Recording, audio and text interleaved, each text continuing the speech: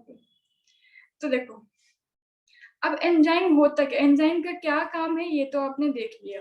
अब एंजाइम होता क्या, ये बना किस चीज से होता है, तो इसके बारे में भी थोड़ा हम लोग फोकस कर लेते हैं। देखो एंजाइम क्या होता है, लिख लो, कॉम्प्लेक्स नाइट्रोजनस मॉलिक्यूल। ये नाइट्रोजन कंटेनिंग कॉम्प्लेक्स मॉलिक्यूल होता है, कॉम्प्लेक्स नाइट्रोजनस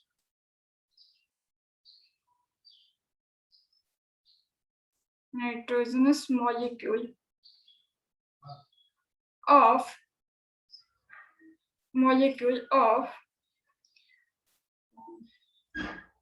high molecular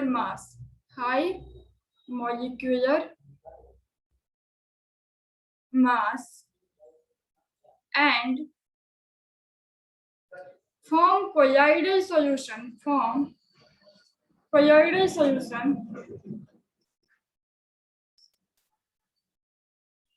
अच्छा, इसके पहले जो मैंने लिखा था वो नोट नहीं कर पाए थे, ठीक है मैं बोल देती हूँ, आप नोट कर लेना।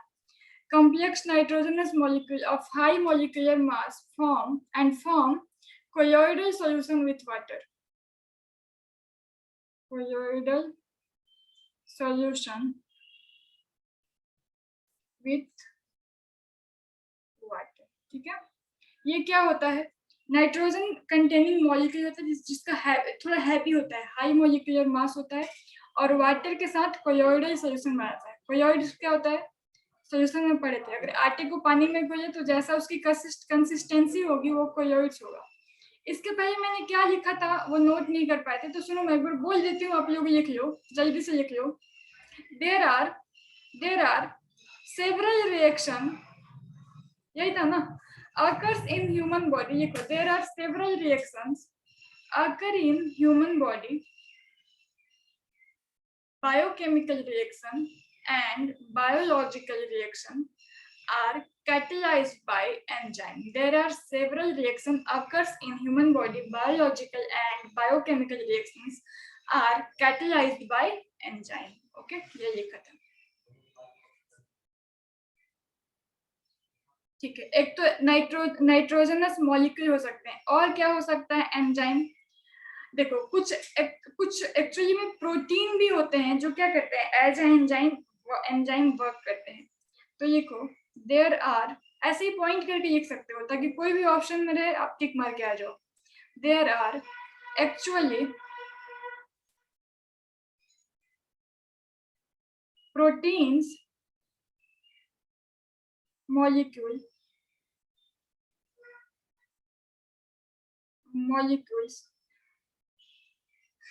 हाँ ये भी क्या हो जाएंगे, मोलिकुलर मास ना इसका हाई ही होता है, ठीक है। Protein molecules of high molecular mass, ये थोड़ा हैवी होता है, मतलब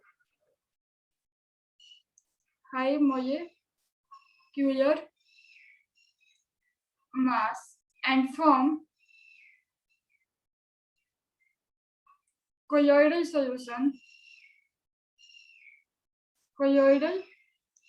solution with water. ओके, अब देखो एंजाइम को हम लोग किस नाम से जानते हैं, बायोलॉजिकल कैटलिस्ट, ठीक है, या फिर बायोकेमिकल कैटलिस्ट, ठीक है। एंजाइम्स आर टर्म्ड एज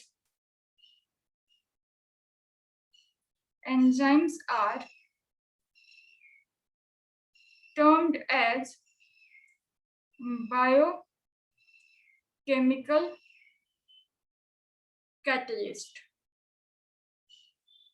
और इसके फेनोमेना को, यानी जो एंजाइम के द्वारा कैटलाइज्ड होगा उसको क्या कहेंगे, बायोकेमिकल कैटलाइसिस, ठीक है। एंड द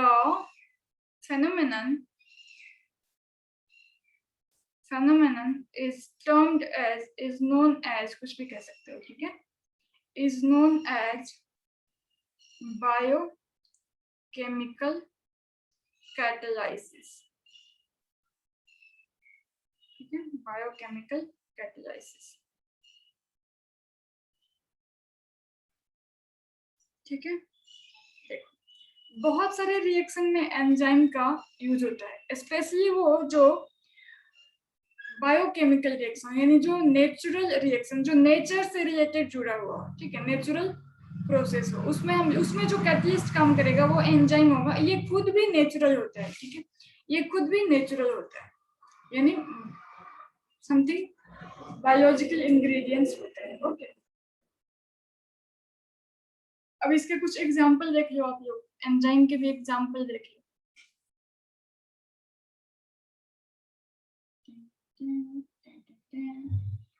अरे पलट लोग हिस्ट्री की तरफ पढ़े जा रहे हो, अच्छी बात है। जहाँ पे समझ में नहीं आए वहाँ पे पूछना, वहाँ भी हिस्ट्री की तरह मत सुने जाना, मैं कोई कहानी नहीं सुना रही हूँ। चलो एग्जाम्पल, इसका एग्जाम्पल ऑफ एंजाइम कैटलिस्ट या कैटलाइज्ड रिएक्शन। पहला लिख लो, inversion of cane sugar. Inversion of cane sugar. Cane sugar को अगर आप ग्लूकोज और फ्रक्टोज में तोड़ना चाहते हो तो वहां पे क्या होगा, हम लोग एंजाइम को यूज करते हैं। जैसे केन शुगर का फॉर्मूला क्या हो जाएगा, C12H22O11। इसको क्या करना पड़ता है, हाइड्रोलाइसिस, वाटर के साथ जब रिएक्शन कराते हैं तो यहाँ पे जो हमारा ये एंजाइम है ना, उसका नाम हो जाता है इन्वर्टेज। कौन सा, इन्वर्टेज। ये बड़ा ही इंपॉर्टेंट एंजाइम है बाबू, इसका नाम याद रखना। इसको क्या प्रोनाउंस करेंगे, इन्वर्टेज, समथिंग ऐसा, ये इन्वर्टेज, ठीक है। तो इन्वर्टेज ऐसा कैटलिस्ट है जो केन शुगर के इन्वर्जन में काम आता है, ठीक है। तो ये क्या बन जाएगा, ग्लूकोज C6H12O6, इसका नाम क्या हो जाएगा, ग्लूकोज। और एक बन जाएगा फ्रक्टोज, उसका भी फॉर्मूला सेम ही होता है, C6H12O6। इन दोनों में बावजूद भी क्या डिफरेंस है, नाम क्यों अलग है, हम लोग पढ़ेंगे बायोमोलिक्यूल्स में, 12th में ही पढ़ेंगे। Okay, fructose. ओके, तो ये हो गया। अब देखो इन्वर्जन ऑफ केन शुगर में कौन से एंजाइम का यूज होता है, इन्वर्टेज, ठीक है, इन्वर्टेज एंजाइम का यूज होता है जो इस केमिकल रिएक्शन को, यानी जो इन्वर्जन ऑफ केन शुगर को बहुत तेज कर देता है, ठीक है। यानी ये जो इन्वर्टेज है वो कैटलिस्ट की तरह काम करता है, लेकिन ये एक एंजाइम है, यानी एंजाइम कैटलिस्ट। ओके, एक और एग्जांपल लिखियो आप लोग का, तो एक एग्जांपल से मन ही नहीं भरता है, पता नहीं कैसा आप लोगों का मन है। चलो दूसरा एग्जांपल लिख लो, कन्वर्जन ऑफ, ऑर्गेनिक रिएक्शन जो भी हो रहा होगा दिख रहा होगा उसमें समझ जाओगे कुछ, इसी का चक्कर है। Conversion of glucose two ethyl alcohol. अब घर में करने की कोशिश मत करना, इथाइल अल्कोहल, ठीक है। देखो इसमें क्या हो जाएगा, एक तो आप ले लो ग्लूकोज C6H12O6। ओके, अब हम लोग, ये हमारा एक्वस है, ठीक है, इसका नाम ग्लूकोज है, यहाँ पे लिख लो ग्लूकोज। तो यहाँ पे जाइमेज नाम के कैटलिस्ट का यूज होगा, जाइमेज नाम का कैटलिस्ट का यूज होगा। तो जाइमेज क्या करेगा, इसको 2C2H5OH और साथ में बना देगा 2CO2। ये गैस हो गया और ये बुझाया।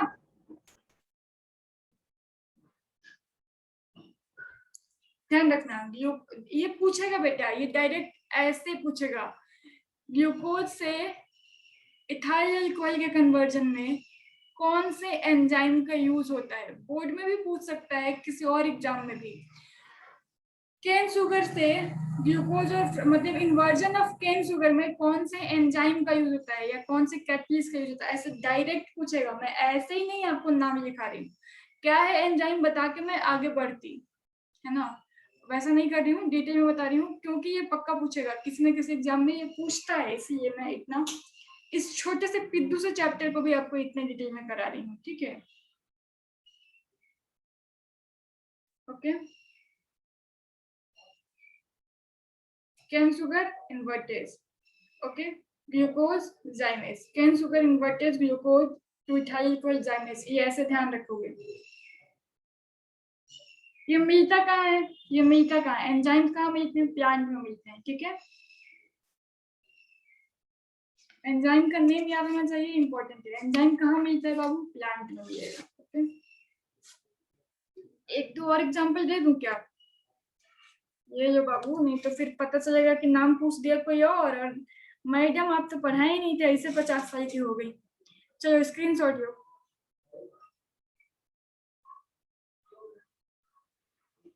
डन। योगेश समझ में आ रहा आपको? हाँ। ये डिकम्पोजिशन ऑफ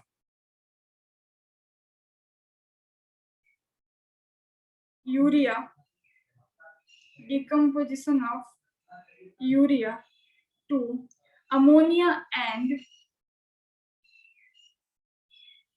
अमोनिया,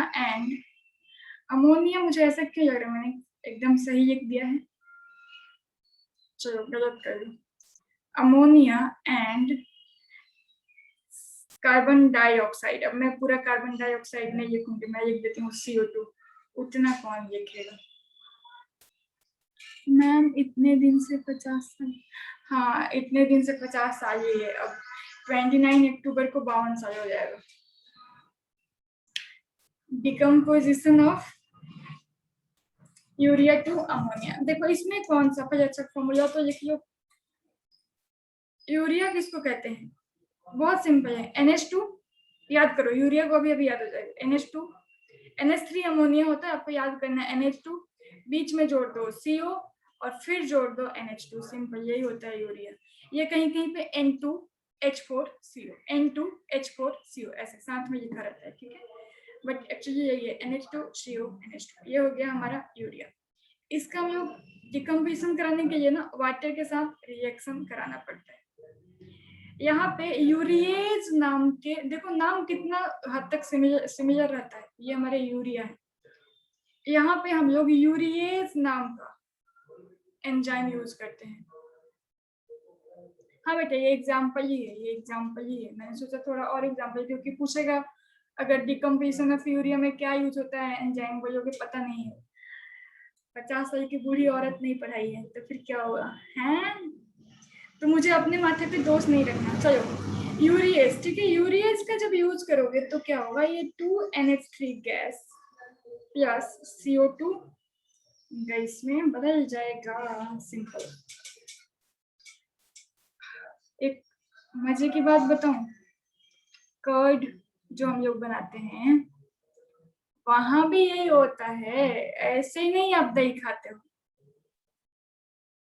मिल्क से जो हम लोग बनाते हैं कर्ड, तो वहां पे क्या हो जाएगा, लैक्टोबैसिलस नाम का एंजाइम ही रहता है वो, ठीक है, जिसको हम लोग बैसिल के नाम से भी जानते हैं, ठीक है, लैक्टिक बैसिलस, बैसिलस, ठीक है, जिसको लैक्टिक बैसिलस को हम लोग शॉर्ट में बैसिल के नाम से भी जानते हैं। तो तभी जाके दही बनता है, दूध से दही ऐसे ही नहीं बन जाता है, यहाँ भी कुछ होता है, समझे, ठीक है। बाकी अगर आप लोग इसकी प्रॉपर्टीज की बात करो तो देखो, अगर इसकी इफिशियंसी की बात करें कि ये कैसे काम करता है, तो कैटलिस्ट की तरह ये भी काफी ज्यादा हाईली इफेक्टिव कैटलिस्ट है। मतलब सोचो खुद ही, मैंने कहा आपने जो खाना खाया है, अगर हमारे शरीर से एंजाइम हटा दे तो वो खाना डाइजेस्ट होने में कितने साल लग जाएंगे, उसको ये 10 घंटे में, सॉरी 4 घंटे 5 घंटे में डाइजेस्ट करा देता है, ठीक है। सोचो खुद ही कितना फास्ट ये कैटलिस्ट, कितना इफेक्टिव है, सालों का काम कुछ घंटों में। तो ध्यान रखना, ये भी इसकी इफिशियंसी काफी हाई होती है, कैटलिस्ट काफी ज्यादा इफेक्टिव होता है, ठीक है। यानी रिएक्शन जो कुछ बहुत स्लो स्पीड से हो रहा था उसको ये बहुत ही तेजी से करा देगा। मतलब आप समझ सकते हो, जितनी लाइट की स्पीड होती है ना, लाइट की स्पीड, उतनी तेजी से ये रेट ऑफ रिएक्शन को बढ़ा देता है। एंजाइम लाइट की स्पीड जितनी तेजी से, कुछ ऐसे एंजाइम है जो रेट ऑफ रिएक्शन को बढ़ा देते हैं, बहुत फास्ट कर देता है। तो इफिशियंसी इसका बहुत हाई है। ये बात सुन लो, मैं सारा बात लिखाऊंगी नहीं, कुछ सुनते भी जाओ और ध्यान रखना, ठीक है। ओके, अब देखो, जैसे मैं बार बार एक बात रिपीट कर रही हूँ, अगर हमारे ह्यूमन बॉडी से अगर एंजाइम को हटा दे तो खाना डाइजेस्ट होने में साल लग जाएगा। कितना साल? अप्रोक्सीमेटली 50 ईयर, जितनी मेरी उम्र है, ठीक है।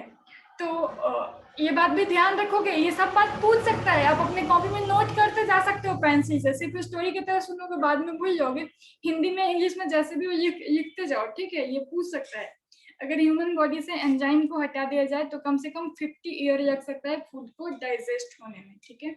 ये बात लिख लो। दूसरा बात लिखो, लाइट के स्पीड से भी ज्यादा फास्ट ये रिएक्शन को इंक्रीज करा देता है, ये इतना ज्यादा इफेक्टिव होता है, या इसकी इफिशियंसी इतनी हाई होती है कि ये लाइट के स्पीड से रेट ऑफ रिएक्शन को इंक्रीज करता है। लिखिए,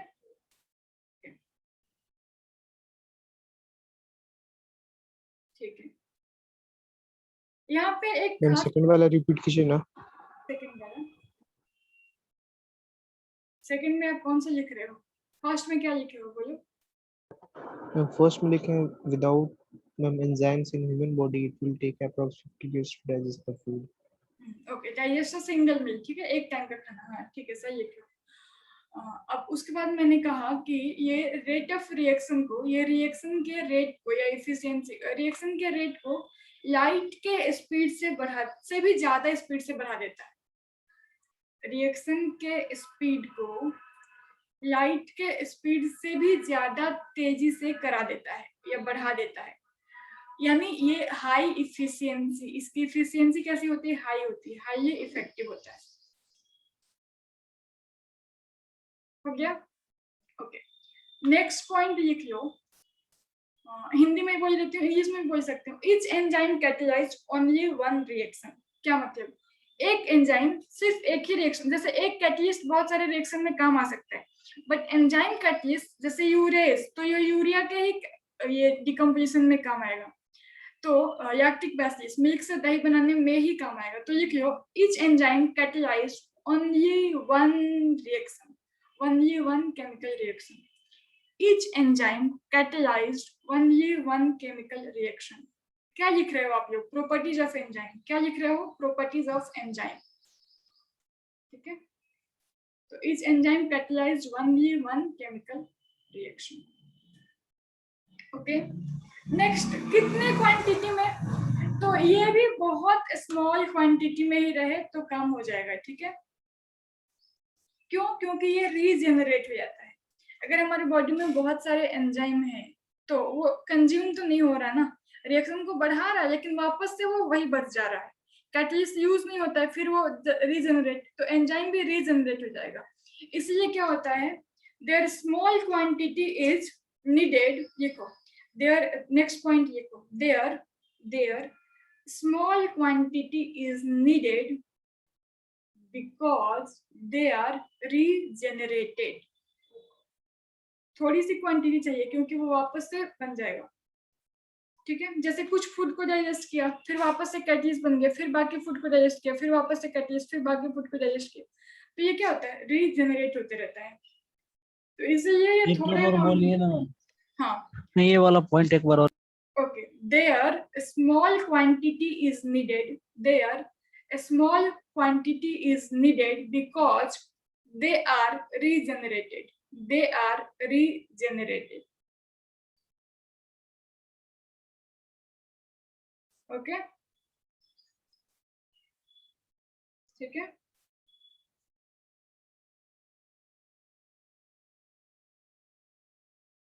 ओके, नेक्स्ट एक पॉइंट लिख लो। हाँ मैम, नेक्स्ट एक पॉइंट लिख लो। इसी में मैम। हाँ इसी में जैसे आपने जितने पॉइंट मैंने लिखा है उसमें लिख लो एंजाइम कैटलाइज्ड रिएक्शन, लिखो enzyme catalysed reaction, enzyme catalysed reaction. देखो जो हमारे ह्यूमन बॉडी का टेम्परेचर और पीएच है ना उसी पे ये ज्यादा अच्छे से काम करता है, ज्यादा मतलब पीक पे होता है। Enzyme catalysed reaction have maximum rate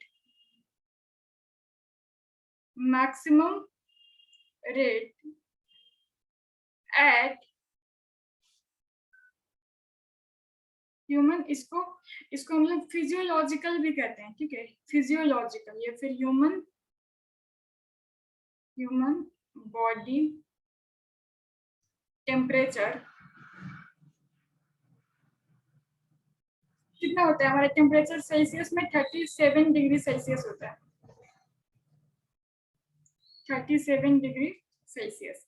और पीएच कितना होता है, पीएच भी हमारा ये पीएच, पी होगा छुटकू, एच होगा बड़कू, पीएच होता है हमारे बॉडी का 7.4 यानी बेसिक होता है। तो इस पीएच पे और इस टेम्परेचर पे ये सबसे अच्छा काम करता है। इस कंडीशन में बायोलॉजिकल एंजाइम मोस्ट इफेक्टिव होता है, ठीक है। At this condition enzymes are most effective, okay,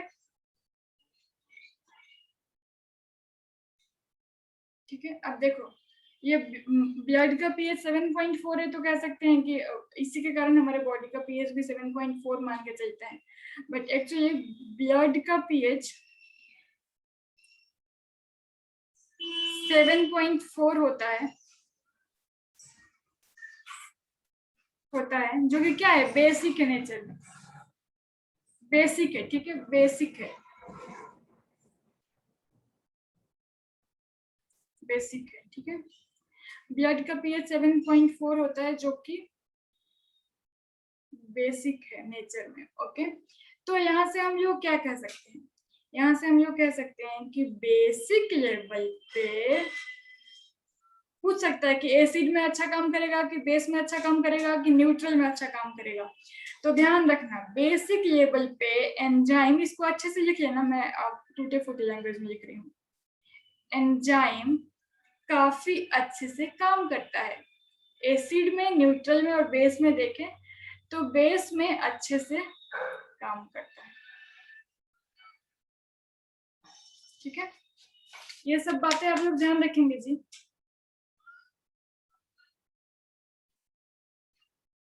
चलिए फिर आज के लिए हम लोग इतना ही रहने देते हैं, आगे मिलेंगे कल कुछ और टॉपिक के साथ। किसी को कोई दिक्कत है तो बोलिए, नहीं है दिक्कत तो गुड, आप लोग तेज हो गए। तो ठीक है फिर आज इतना ही, मिलते हैं कल। किसी को कोई डाउट नहीं है ना?